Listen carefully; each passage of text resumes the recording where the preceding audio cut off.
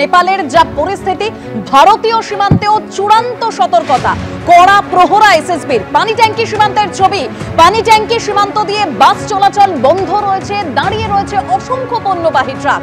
তিনটে সীমান্তর ছবি আবারও আপনাদের সামনে রেখেছি, পানি ট্যাঙ্কি, রক্সল এবং পশুপতি সীমান্ত।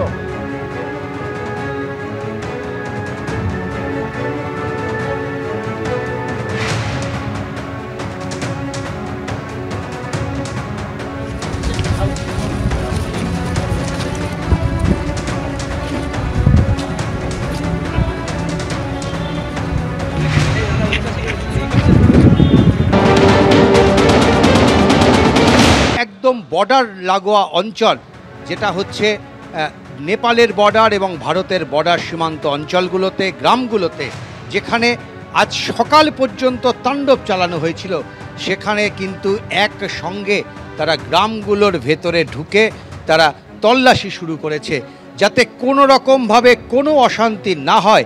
তাই এই গোটা অঞ্চল জুড়ে নেপালের সেনা এবং ভারতীয় সেনা তারা একসঙ্গে টহলদারি চালাচ্ছে, তারা একসঙ্গে বৈঠক করেছে এবং দুপক্ষের ভারত সেনারাই নিশ্চিত যে কোনো রকম অশান্তি নতুন করে আর এই অঞ্চলে হতে দেওয়া যাবে না। সেই কারণে একসঙ্গে তারা গ্রামের মধ্যে টহলদারি চালাচ্ছে, কোনো রকমভাবে অশান্ত যাতে এই লাগোয়াবর্তী গ্রামগুলোর না হয় তার জন্য সতর্ক সেনা প্রশাসন।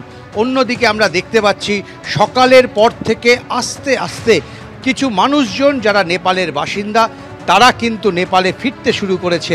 অন্যদিক থেকে নেপাল থেকেও বেশ কিছু বাসিন্দা তারা কিন্তু আবার ভারতের পথে। ফলে সব মিলে পায়ে হেঁটে যাতায়াত আস্তে আস্তে শুরু হয়েছে, তবে সবটাই অত্যন্ত ঝুঁকিপূর্ণ। कहाँ जा रहा है? मैं इंडिया जा रहा घर का? हूँ। मेरा घर असम में। असम में है।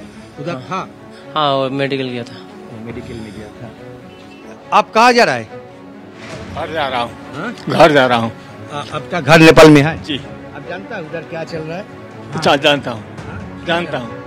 गया सहायता करने के लिए गए थे और आते आते ये हाल बन गया।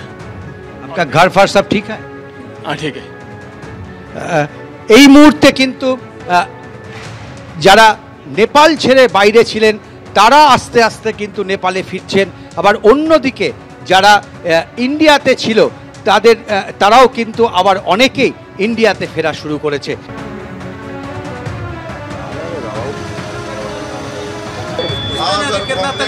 बहुत तकलीफ से आया, नेपाली इतना तंग किया कि कुछ नहीं करे।